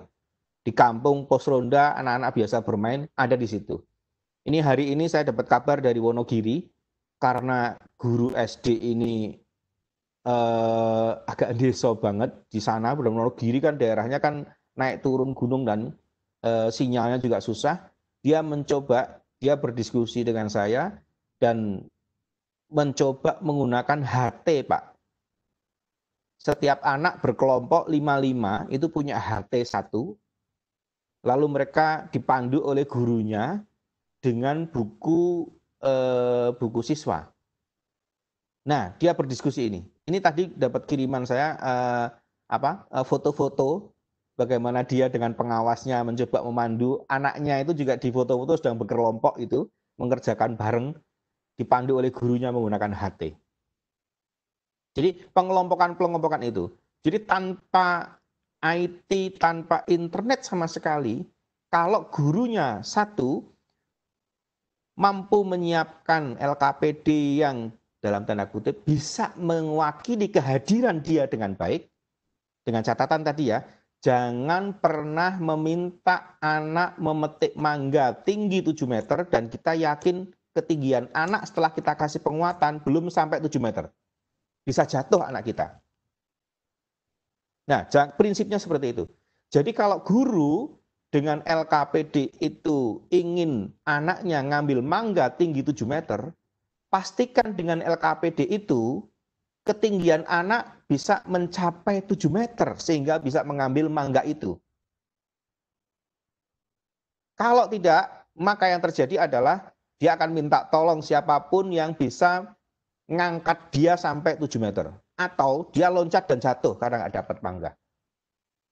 Itu yang analogi saya seperti itu. Itu satu. Terus yang kedua, manajemen di tempatnya. Nggak mungkin seorang guru akan mendatangi anak-anak yang luring 7 anak. Semuanya 7 anak ini harus didatangin satu-satu. Berat. Waktunya juga habis. Belum tentu soal medannya. Maka bisa pakai teknik pengelompokan per pos ronda ini tadi itu. Nah, seperti itu. Jadi kalau LKPD-nya sudah siap, lalu manajemen siswa di lapangan dengan model manajemen pos ronda ini terjadi, maka kita akan lebih mudah. Saya kira akan lebih efektif. Begitu Bu Rusinur. Demikian Terima kasih Pak. Iya, memang kalau tadi saya simak paparan dari Bapak, ini satu terobosan luar biasa sebetulnya ya.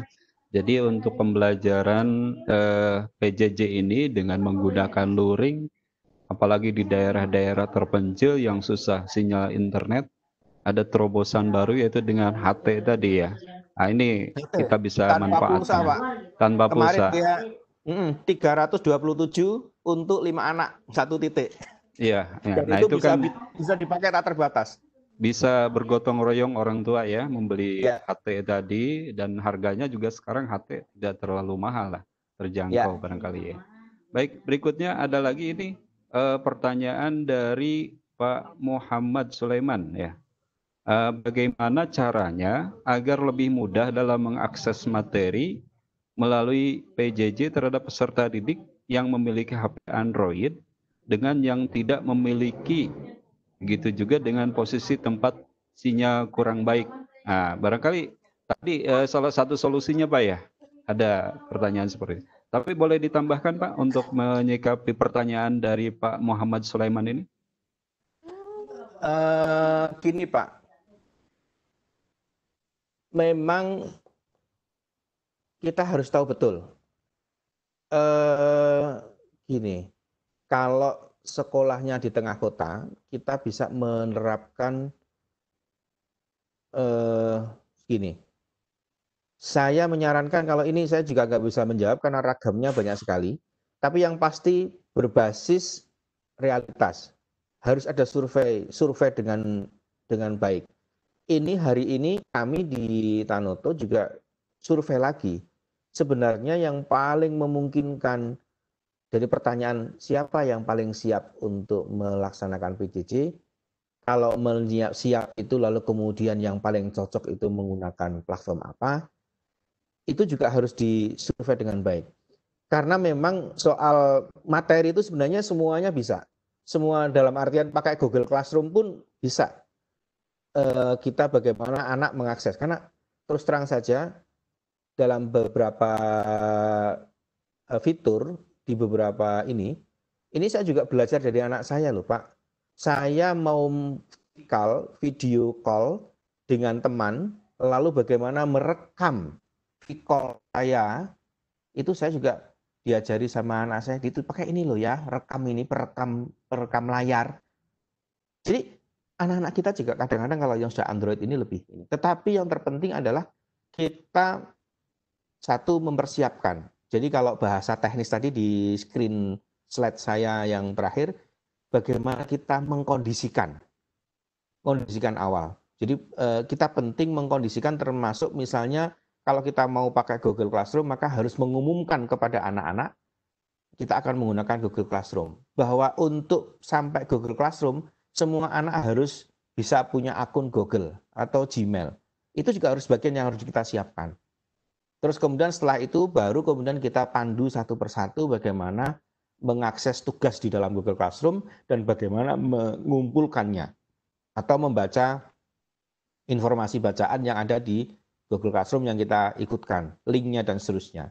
Itu. Dan memang itu persiapan, mengkondisikan. Nah, kalau yang luring tadi sudah seperti yang saya sampaikan tadi. Yeah.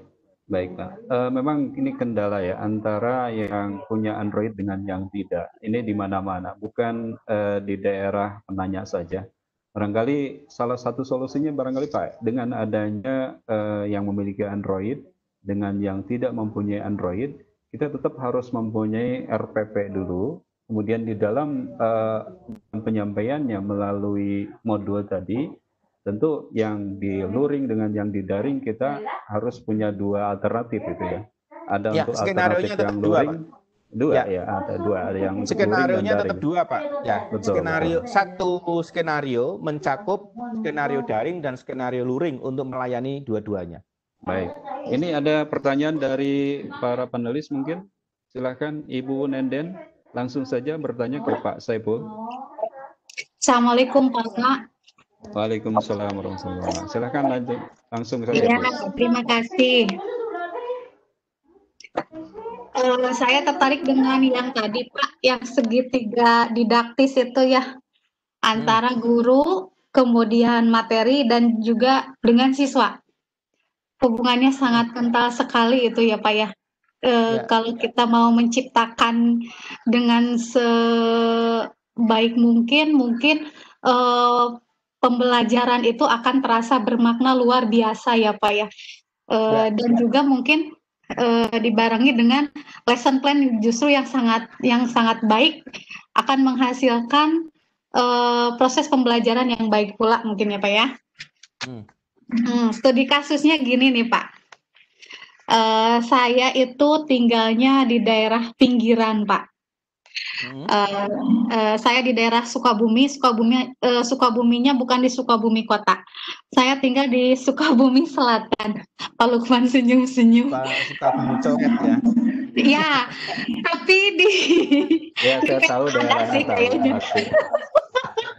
Sukabumi coret lah gitu ya.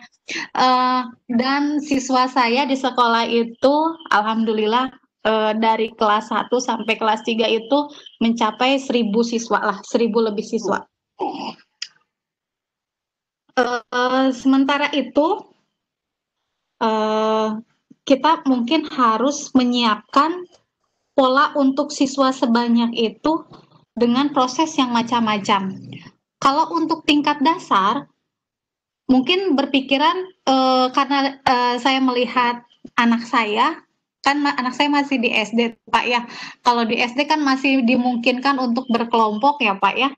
Berkelompok, kemudian kelompok 1 dengan jumlah siswa misalnya 10 orang, kelompok 2 10 orang, kelompok 3 dan lain sebagainya gitu. Dan tidak dalam jumlah ribuan seperti kami mungkin Pak.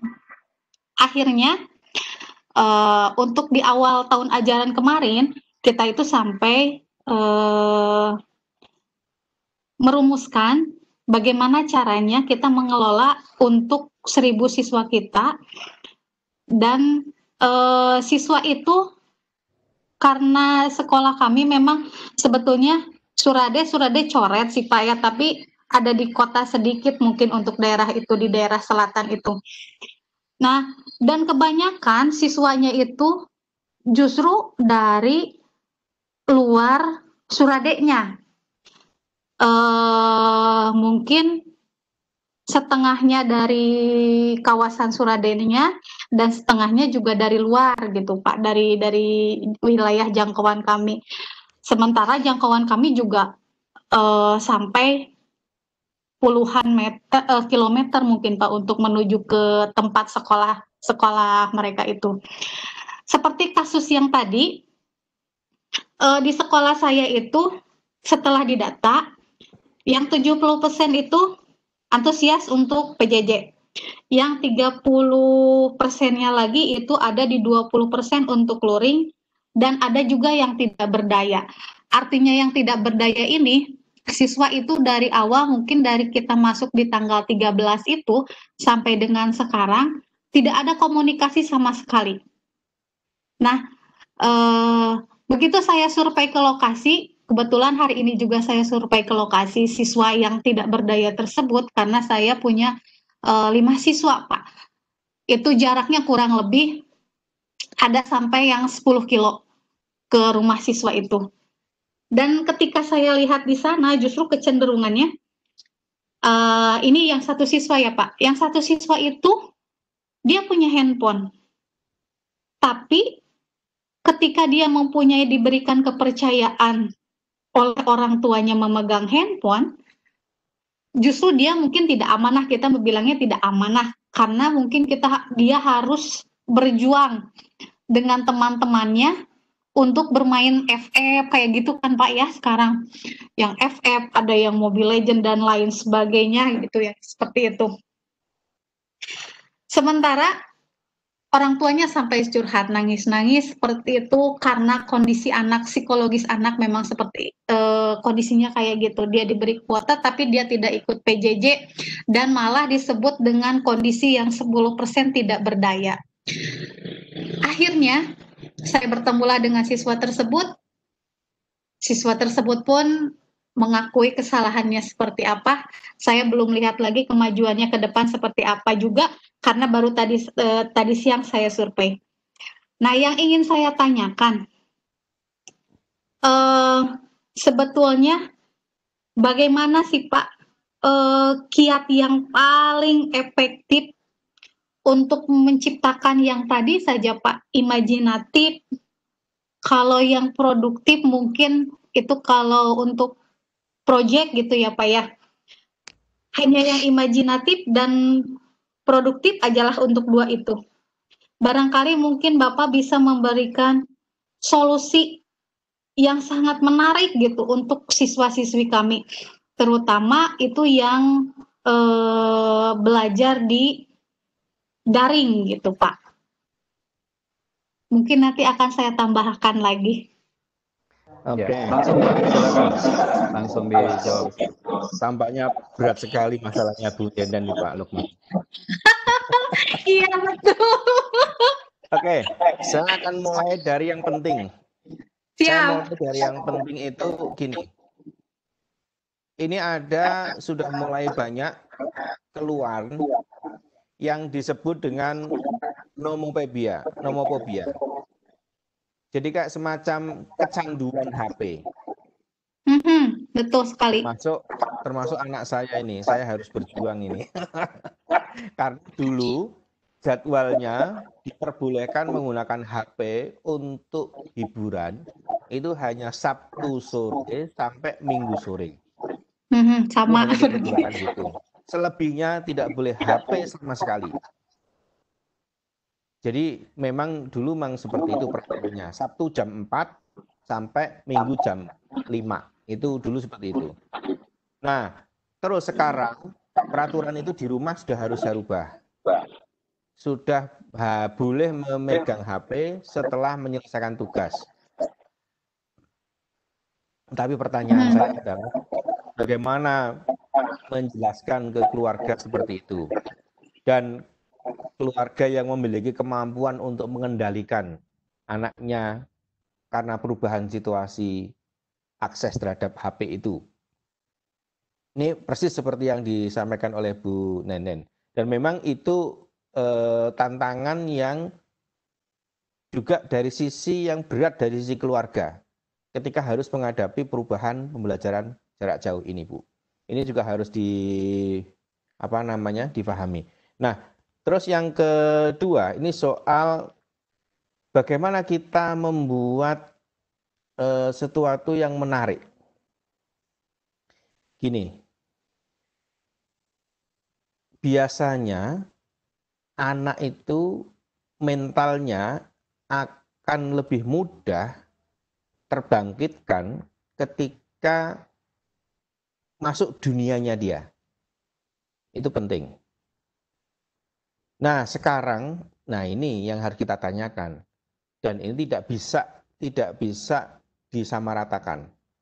Anak yang di daerah pertanian, karena kesehariannya itu bergaul dengan bapak ibunya yang petani, bisa juga lebih mudah diajak untuk produktif dan bahkan berimajinasi tentang dunia pertanian. Beda dengan yang di daerah kehidupannya di soal kerajinan tangan misalnya, yang di daerah seperti itu juga akan berbeda. Nah, secara teknis bagaimana kita harus menyiapkan itu? Ada sebenarnya pendekatan pembelajaran berbasis aktivitas. Jadi setiap anak dia memiliki kecenderungan aktivitas tertentu yang tugas guru adalah menghubungkan aktivitas anak ini dalam konteks target kompetensi pembelajaran di sekolah. Bu Nenen, mata pelajarannya apa, Bu? Saya mata pelajaran IPA, Pak. IPA? Iya. IPA, kelas 10, 11, 12? Kelas saya di MTS, Pak. Kelas 7, 8, dan 9. Oke. IPA, anggap saja, Bu, sekarang pegang kelas berapa? 7, 8, 9, Pak. Semua angkatan. Pegang semua? Oke. Ya. Kalau pakai manajemen kurikulum atau kompetensi yang krusial sebagaimana edaran Kemenak, maka Bu Nenen harus menemukan kompetensi di IPA kelas 7 yang nyambung ke kelas 8, yang nyambung kelas 9. Itulah kompetensi yang urgen. Yang diusahakan di dalam masa pandemik ini dicapai. Lalu terpetakan oleh Bu Nenen kelas 7 kompetensi yang krusial dari IPA yang akan nyambung ke kelas 8 adalah A, B, C, D. Maka bayangkan aktivitas apa sih di anak-anak keseharian yang nyambung dengan kompetensi ini. Lalu siapkan LK-nya yang mengantarkan anak beraktivitas keseharian seperti lingkungannya, tapi sebenarnya bagi ibu itu sekaligus menjadi ukuran pencapaian kompetensi sesuai ukuran kurikulum. Jadi ini yang secara teknis kita, secara sederhana kita sebut dengan pembelajaran berbasis aktivitas. Di kota misalnya ibunya kok warungan, jualan sayur atau di warung nasi misalnya gitu, dorong saja anak membantu ibunya berjualan. Tetapi kasih muatan tentang nutrisi terhadap setiap masakannya. Atau bagaimana soal rasa, soal dan sebagainya yang kaitan dengan IPA. Bisa seperti itu. Dan sebenarnya semuanya bisa nyambung. Bahasa Indonesia tentang teks deskripsi, IPS tentang hitung-hitungan bisnisnya, atau itu sebenarnya bisa. Semuanya berbasis aktivitas, bisa. Tapi memang berat di gurunya. Karena harus mengurai kembali, meskipun saya yakin sebenarnya tiap tahun ajaran pasti ada pemetaan seperti itu. Pemetaan kompetensi. Sekarang tugasnya tinggal menyambungkan kompetensi itu, karena masa pandemik berarti kompetensi yang kita anggap paling krusial. Krusial itu biasanya ditandai dengan bahwa dia akan nyambung dari kelas 7 ke 8, 8 ke 9. Itu satu. Terus yang kedua, kita sebut dengan yang secara teori, secara metode itu kita sebut dengan project based learning. Jangan pernah mendorong proyek pembelajaran anak yang jauh dari dunia yang dia hidupi di lingkungan itu. Jangan pernah mengajak anak mengerjakan proyek anak gunung suruh proyek tentang lautan. Jangan. Ibaratnya seperti itu. Masuklah dunia dia. Kembangkan proyek yang bisa dia kembangkan. Proyek tentang stek 1000 jenis pohon-pohonan, tumbuh-tumbuhan. Okulasi sekian tumbuhan. Dan itu bisa jadi basis hitungan basis bisnis, tetapi bisa juga bagian dari IPA yang membuktikan proyek, misalnya proyek pengembangan silang antara apa dengan apa, bisa seperti itu. Banyak Bu, saya kira yang penting itu tadi konsepnya, tidak keluar dari dunianya atau lingkungannya. Saya kira itu Bu, semoga ini bagian dari meringankan beban Ibu yang saya yakin tidak akan selesai. 1000 anak. Baik. Iya, saya tunggu Tanoto datang ke Sukabumi, Pak. Terima kasih Bu, semoga bisa sampai di situ. Perjalanan ke Sukabumi itu Pak lumayan, aduh turun naiknya, bolak-beloknya, jalannya curam. Ya, terima kasih Bu Nender. Sama-sama, Pak. Barangkali ini perlu diperhatikan Bapak Ibu ya, sudah ada link presensi. Silahkan Bapak Ibu yang mau mengisi link presensi diisi dulu. Juga ada materinya sudah ada di kolom chat. Silahkan Bapak Ibu bisa mengunduh dari PowerPoint yang sudah disampaikan. Barangkali ada yang mau bertanya lagi, ini yang sudah raise hand. Ibu Dewiana, silahkan. Ibu Dewiana sudah dibukakan mic-nya, langsung bertanya Bu. Halo, Ibu Dewiana Sihara. Ya, silahkan Ibu bertanya langsung.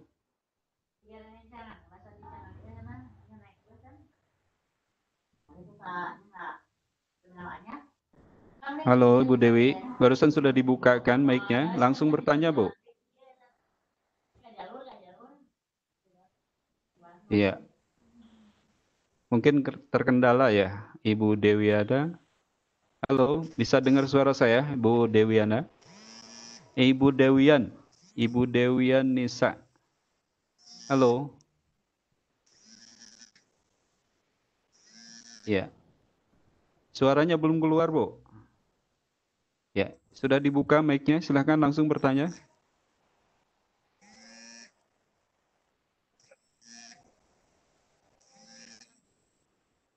Mungkin terkendala, Pak ya, terkendala dengan jaringan.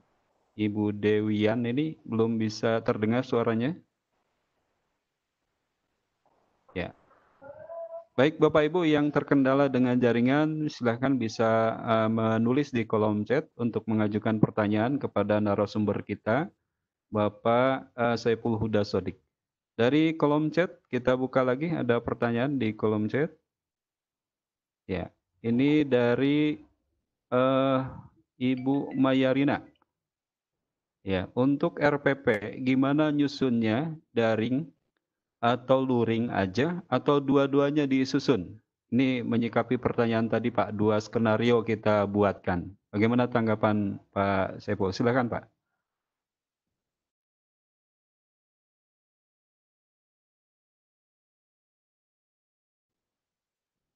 Halo. Mati ya. Maaf, masih mati. Oke, sebenarnya karena kita harus menghadapi situasi seperti ini, sebenarnya tidak ada yang berubah di dalam RPP, kecuali metode penyampaiannya. Dan skenario itu menjadi 2. Misalnya kita, saya tidak tahu kalau di Kemenak kan sama ya, kegiatan pengantar, kegiatan inti, dan penutup sama seperti itu, toh. Nah, di dalam pengantar otomatis kan koneksi dan sebagainya, masalah yang disampaikan tetap disampaikan. Terus kemudian yang kegiatan inti itu lalu kemudian itu mulai digambarkan bagaimana istilahnya ada 2 skenario. Skenario daring maupun skenario luring. Ada 2 itu. Nah, itu bisa digunakan otomatis dengan memilih kalau daring itu platformnya apa, lalu bagaimana proses sampai kemudian anak menghasilkan karya misalnya seperti apa, lalu kemudian yang luring itu juga seperti apa. Saya kembali ke penekanan soal LKPD ya Pak, Bu. Karena gini, bisa juga misalnya Ibu membuat video pembelajaran, misalnya bagian dari media yang akan disampaikan oleh siswa. Itu sebaiknya, kan pertanyaannya harus seperti ini. Dengan video yang saya buat, menggunakan WA, kemudian saya link, maka sebenarnya apa? Kompetensi apa yang saya inginkan anak-anak saya kuasai? Kan tetap harus ada pertanyaan itu. Nah, pertanyaan itulah yang kemudian Ibu jadikan panduan bagaimana aktivitas-aktivitas anak itu dibangun, baik daring maupun luring. Jadi secara teknis RPP pasti itu harus mencakup 2 skenario, skenario daring maupun skenario luring. Tetapi sama pertanyaannya antara daring maupun luring, sebenarnya kemampuan apa yang seharusnya dicapai oleh siswa baik melakukan daring maupun ketika luring. Sehingga ujungnya sama, kompetensinya yang dicapai melalui LKPD yang kita siapkan dan skenario pembelajaran yang kita susun. Saya kira itu Pak Lukman. Baik, terima kasih Pak atas tanggapannya. Barangkali Bapak Ibu sekali lagi yang belum mengisi presensi bisa diisi dulu presensi, sudah diketik di kolom chat ya. Berikutnya ada pertanyaan masih di kolom chat ya. Ini ada pertanyaan pelaksanaan pembelajaran sains ya. Berbagai daring ya, efektif bagi guru IPA SMP selama ya. Ini pertanyaan dari Emma Faorika. Assalamualaikum Pak, izin bertanya bagaimana pelaksanaan pembelajaran sains berbagai daring yang efektif bagi guru IPA SMP selama masa pandemi? Apa aja yang harus disiapkan guru dalam perencanaan proses dan evaluasi pembelajaran selama masa pandemi, khusus untuk pembelajaran sains? Terima kasih. Itu pertanyaannya, Pak. Oke. Ini kemarin kita sempat berdiskusi dengan pertanyaan ini. Sebenarnya banyak sekali. Kalau soal sains yang bisa dikembangkan meskipun dalam jarak jauh. Yang terpenting tadi kembali ke LKPD ya, yang lembar kerja peserta didik yang harus disiapkan. Yang kedua soal target atau kompetensi yang mau dicapai. Misalnya gini,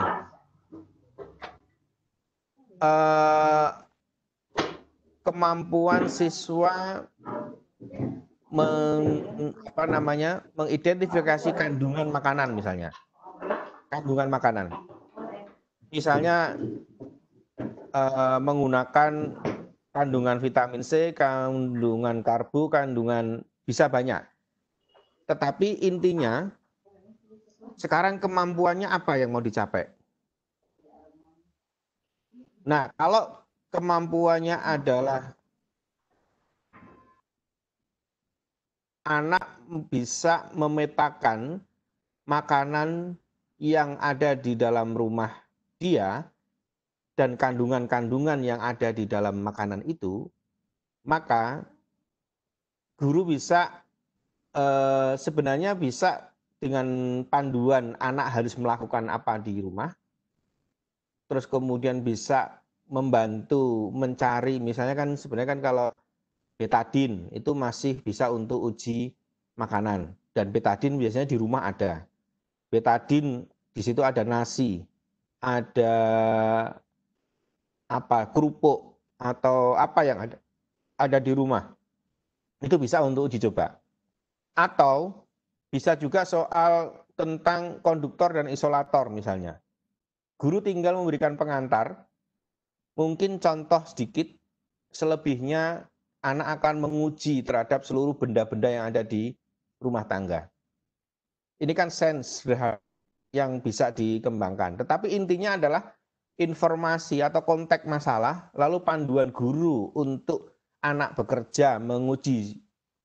Kan gini, ini karakteristik IPA ini sebenarnya sangat memungkinkan malah justru menggunakan proyek-proyek maupun aktivitas yang ada di rumah dengan jarak jauh, itu sangat memungkinkan. Misalnya, keterampilan sen, jangan dilupakan. Semua panca indera, dari penglihatan mata, dari perasa, dari hidung, dari raba, itu kan sebenarnya keterampilan-keterampilan dasar terhadap sense yang harus dieksplorasi terhadap siswa. Apa yang kalian bedakan antara yang bisa kalian bedakan antara tepung dengan gula maizena dengan tepung aja ada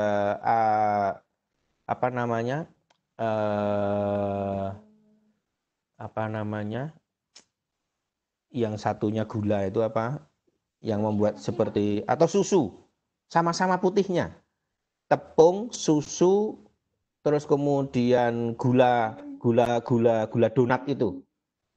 Apa yang bisa kalian bedakan dengan tiga ini? Hanya pertanyaan sederhana. Lalu apa kandungan yang bedanya? Nah, itu baru bisa menguji di situ.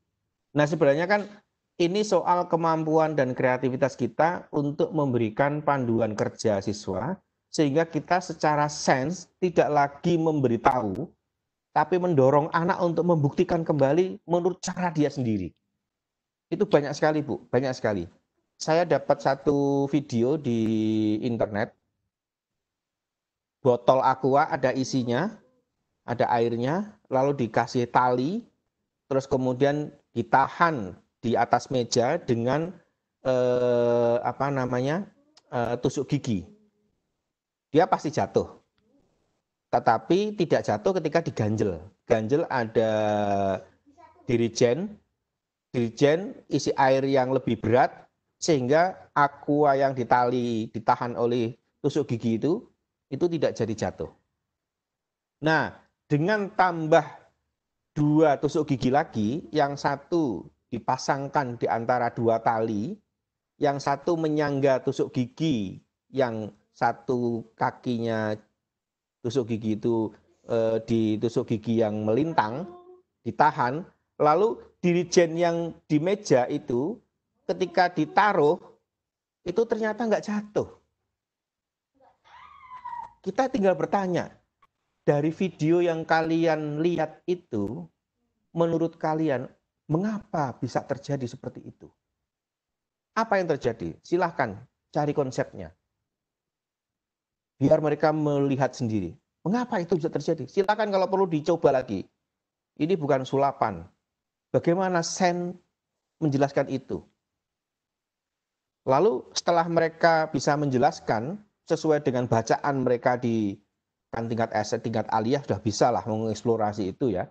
Misalnya dia, lalu kemudian kalau begitu konsep ini kira-kira bisa diterapkan untuk proyek apa saja diterapkannya. Nah, itu saya kira contoh dari bagaimana pengembangan pembelajaran sains jarak jauh yang satu tetap berpijak pada kemampuan guru untuk mengkreasi skenario, yang kedua menyiapkan panduan kerja yang baik, yang ketiga tetap berbasis aktivitas yang sederhana yang ada di rumahnya. Ini yang ketiga ini justru yang paling berat, karena umumnya kan lalu kemudian harus mencari barang-barang yang ada di apa namanya di toko, ya sama aja ngajak anak jalan-jalan kalau gitu, nggak jadi masa pandemi lagi kalau gitu. Saya kira itu Pak Lukman ya. Jadi memang ini tetap kembali ke saya kira LKPD tadi itu Pak. Baik. Kuncinya ada di LKPD, Pak ya. Ketika kita akan melakukan pembelajaran praktik untuk mapel IPA atau biologi, kita ini kalau kuncinya saya ada di LKPD. share satu contoh video kuat nggak Pak? Untuk share video silahkan dicoba saja Pak. Di sini ya. kan ya ada share. Saya coba pakai share Mungkin, video. Ini yang saya maksud dengan video yang seperti ini sangat sangat penting. Tidak terlalu berat. Baik.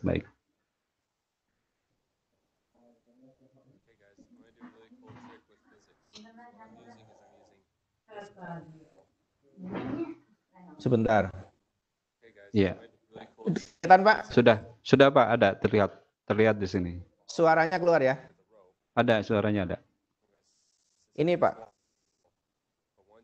Ini tidak usah diterjemahkan pakai bahasa Indonesia pun. Iya. Siswa pasti bisa memahami maksudnya. Betul.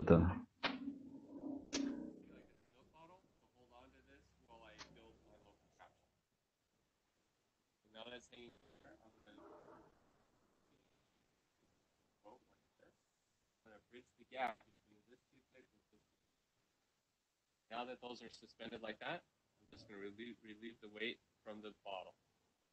Nah, seperti ini. Ini contoh videonya. Lalu guru tinggal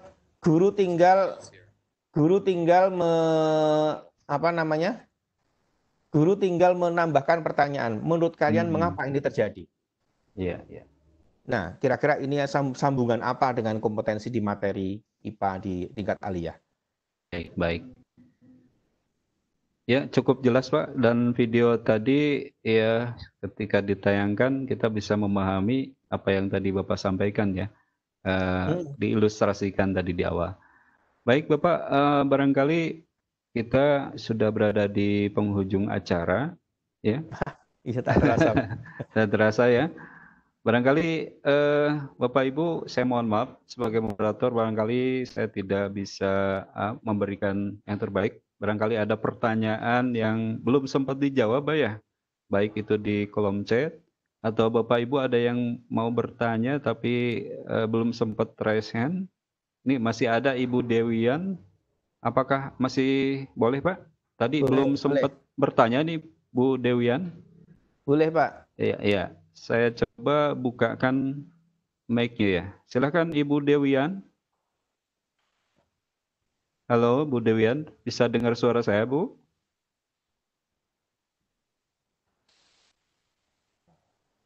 Iya, ini sudah saya bukakan mic-nya. Silakan Ibu langsung bertanya kepada narasumber.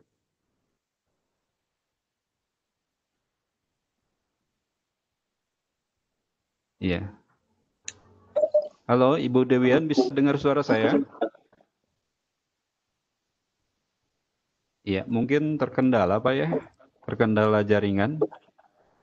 Barangkali bisa disimpulkan saja Pak, langsung closing statement dari Bapak Saiful Huda.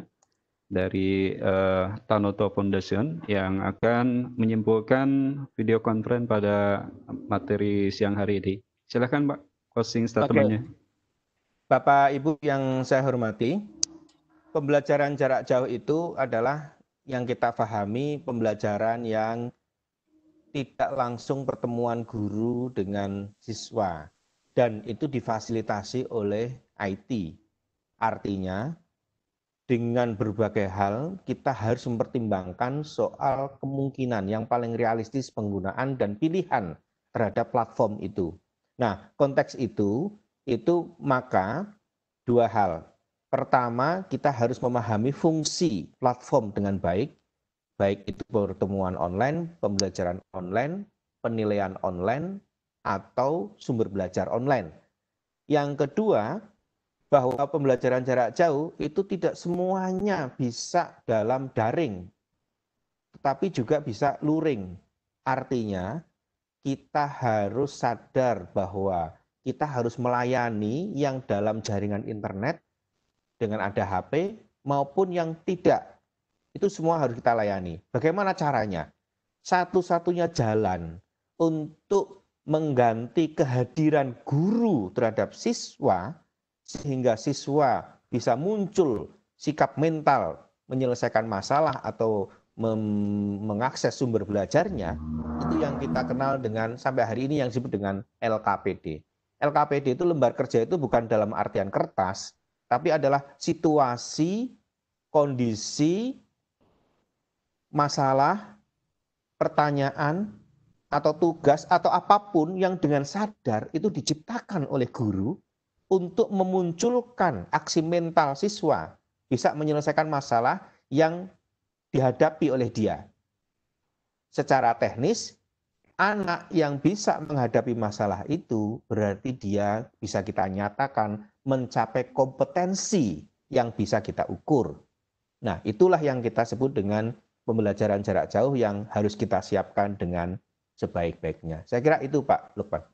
Terima kasih Pak Saiful Huda Shadiq yang sudah menyampaikan paparan materinya begitu sangat jelas. Dari awal sampai akhir penghujung acara, kegiatan kita alhamdulillah bisa berjalan lancar. Barangkali kita bisa bertemu lagi Pak ya di lain waktu kesempatan. Nanti kita bisa undang lagi. Iya. Ya. Terima kasih atas kehadiran Bapak di room meeting ini. Kami atas nama pengurus MBB ya mengucapkan terima kasih dan penghargaan setinggi-tingginya atas kehadiran Bapak. Dan juga terima kasih kepada semua pihak dari Direktorat, dari MGMP.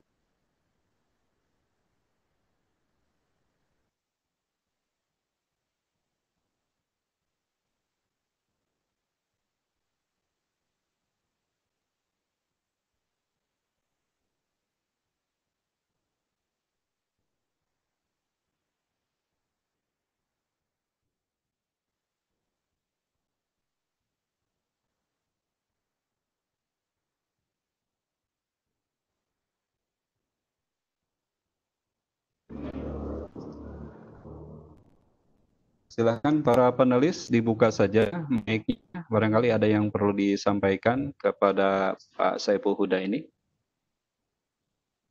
Terima kasih banyak Pak Saiful Huda atas materinya. Oh iya. Terima kasih ya. Pak Agus Warga. Agus. Tadi mohon izin Pak Saiful, Pak hostnya izin duluan, live duluan. Oh iya. Oke. Sampai ketemu lagi semuanya. Ya, sama-sama Pak. Ya, terima kasih. Ya, Waalaikumsalam. Salam untuk Pak Umar kalau ketemu Pak Dirjen. Oh iya. Itu Pak Umar itu Pak Umar itu dulu lama kita di Jawa Tengah. Yeah. Itu program yang seperti ini itu sejak tahun 2009. Pak Umar waktu itu masih di Kabupaten Grobogan. Menjadi kabid waktu itu. Iya. Oh, sampai akhirnya jadi Pak Dirjen ya. Pak Direktur ya sekarang Pak. Direktur KSKK Direktur, Pak, di Kementerian Agama. Oke. Iya. Terima kasih. Assalamualaikum. Mari Pak. Ya, barangkali Bapak mau mendahului silakan Pak Ahmad izin. G. Atau nuhun Pak Saiful. G sama-sama. Atau nuhun Pak Moron. Abi tipe. Yes. Ya. Ya, Assalamualaikum. Waalaikumsalam. Waalaikumsalam.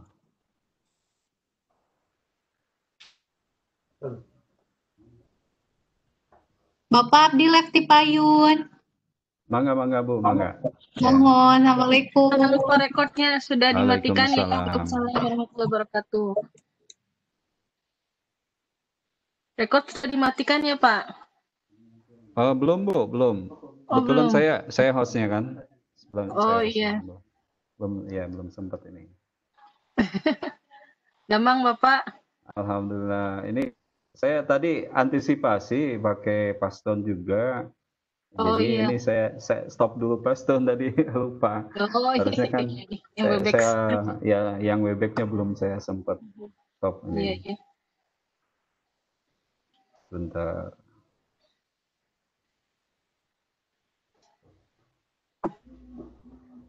Ya, stop recording ya. Oke. Iya. 3, 2, 1.